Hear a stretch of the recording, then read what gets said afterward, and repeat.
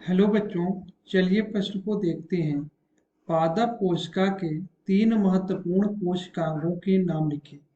जो पादप कोशिका है जो पौधों में पाई जाती है, उसके तीन महत्वपूर्ण कोशिकांगों के नाम। कोशिकांगों का मतलब जो उसके कोशिका में पाए जाने वाले तीन महत्वपूर्ण भाग होते हैं, उनके नाम लिखना है।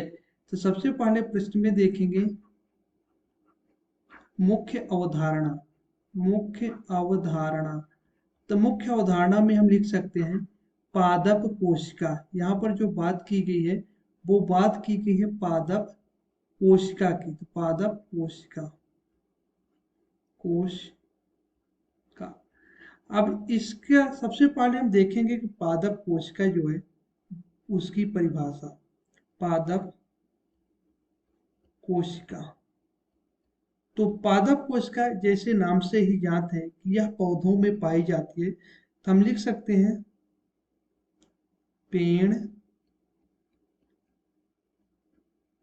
पौधों में पाई जाने वाली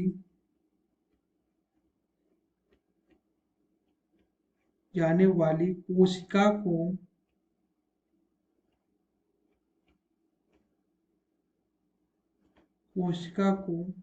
पादप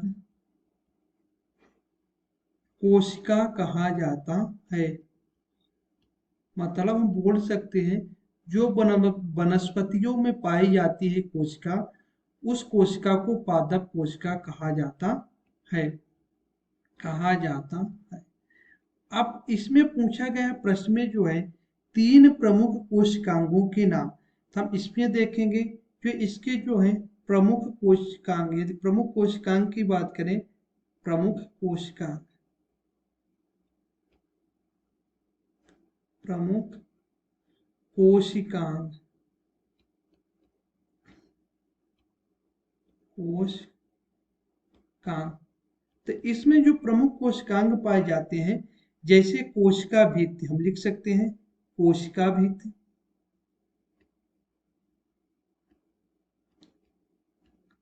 कोशिका भित्ति, और दूसरा लिख सकते हैं कोशिका झिल्ली,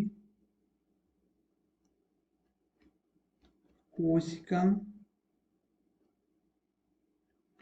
झिल्ली, और तीसरा हम लिख सकते हैं केंद्रक। इसमें जो है कई महत्वपूर्ण कोशिकांग पाए जाते हैं, लेकिन प्रश्न में जो है तीन कोशिकांग की बात की गई है, इसलिए तीन कोशिकांग के बारे में देखते हैं। तब ये कोशिका भित्ति क्या होती है? यह एक कठोर परत है जो सेल्यूलोज, कोशिका भित्ति की बात करेंगे तो यह एक कठोर परत है जो सेल्यूलोज, ग्लाइकोप्रोटीन, लिग्निन, पेक्टिन और हेमीसेल्यूलोज से बनी होती है।